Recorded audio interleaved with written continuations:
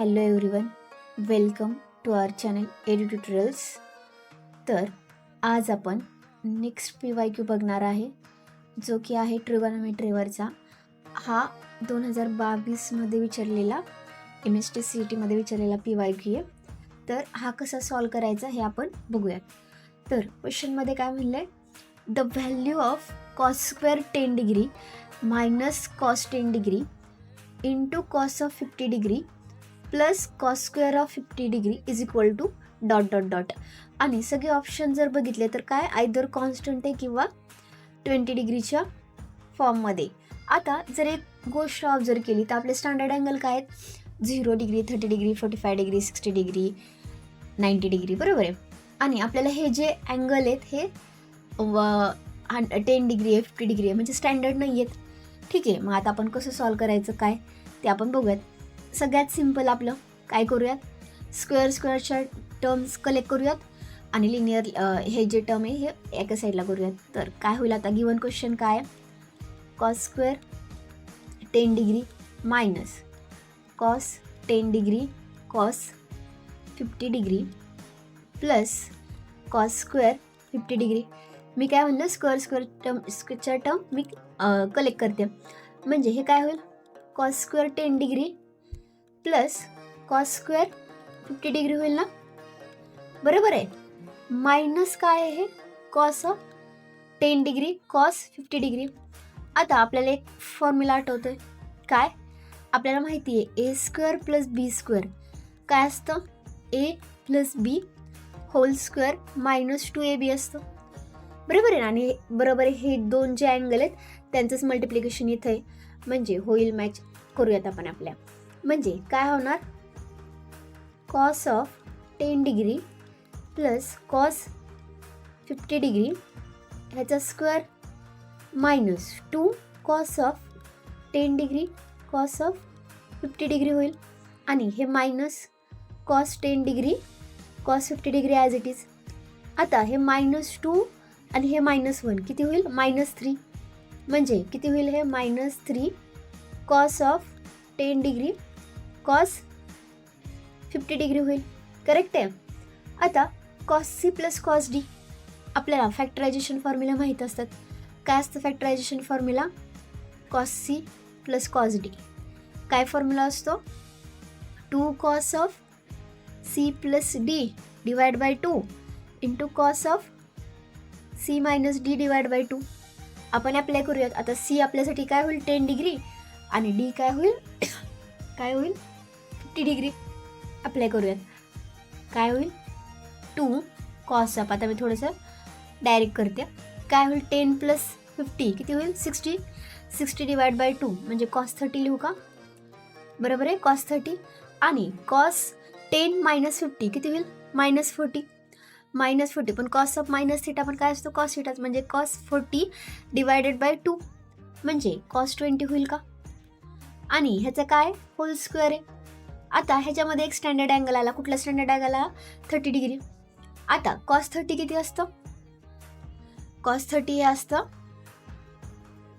Cos 30ची value किती असते, √3/2, बरोबर आहे. आता √3/2 आपण पुट करूयात, म्हणजे हे √3/2 कॉस 20 डिग्री ह्याचा whole square minus 3 cos of 10 degree into cos of 50 degree.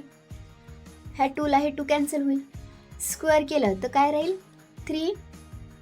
3 cos square of 20 degree राहील मायनस 3 कॉस ऑफ 10 डिग्री आणि कॉस 50 डिग्री राहील, करेक्ट आहे. आता ज्या अर्थी इथं स्क्वेअर आहे ह्याच्या अर्थी, आणि इथं काय सिम्पली ॲज इट इज आहे. आता एक काम करूयात आपण, आता डिफॅक्टरायझेशन परत जर फॉर्म्युला वापरले, इथं मी काय करते, डिवाइड बाय 2 आणि मल्टिप्लाय बाय 2 करते, बरोबर आहे.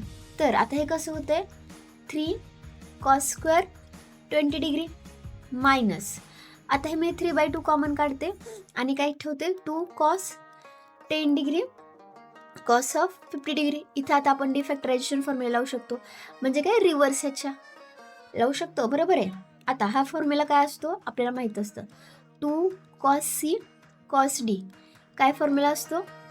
Cos of C plus D plus cos of C minus D असतं. बघूयात, करूयात आपण आता अप्लाय. म्हणजे हे काय राहील?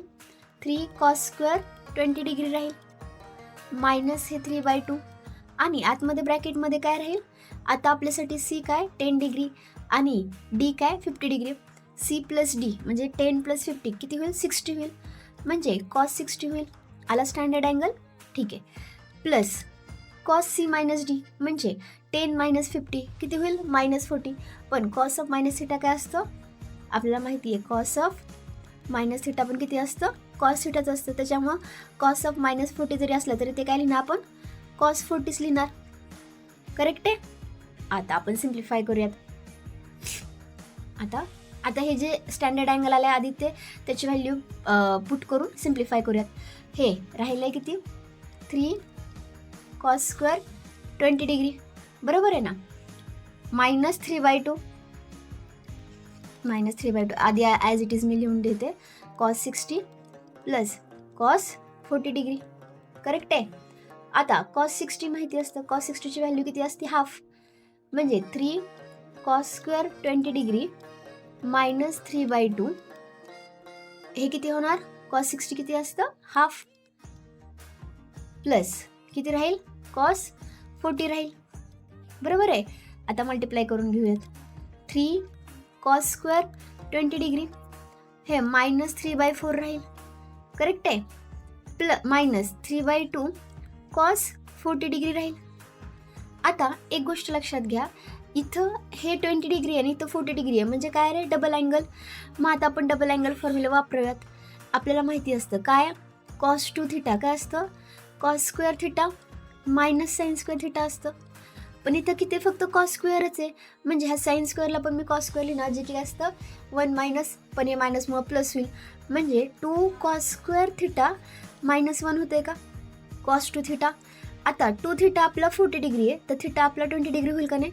आलं हे 20मध्ये. ते आपण सिम्प्लिफिकेशन करूयात. आता बघूयात. 3 कॉस स्क्वेअर 20 डिग्री हे -3/4 ॲज इट इज हे -3/2 आणि कॉस 2 थिटा म्हणजेच किती आहे? 2 कॉस स्क्वेअर ह्या अँगलच्या हाफ म्हणजे 20 डिग्री होईल. बरोबर आहे. आणि -1 होईल. करेक्ट आहे. आता आपण मल्टिप्लिकेशन आणि सिम्प्लिफाय करूयात. 3 कॉस स्क्वेअर 20 डिग्री होईल हे -3/4 ॲज इट इज. आता हे मी आतमध्ये मल्टिप्लाय करते.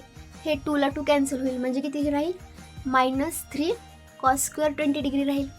बरोबर आहे. आणि मायनस किती होईल? +3/2 होईल. करेक्ट आहे. आता हे +3 कॉस स्क्वेअर 20 डिग्री आणि -3 कॉस स्क्वेअर 20 डिग्री काय होईल? कॅन्सल होईल. आणि राहिलं किती? 3/2 -3/4. आता ह्याचं एलसीएम किती निघेल? 4 निघेल. म्हणजे किती राहील? 6 - 3 म्हणजे किती राहील? 3/4. म्हणजे आन्सर किती आलं? ऑप्शन नंबर कोणता आला? ऑप्शन नंबर बी इज काय? Correct one.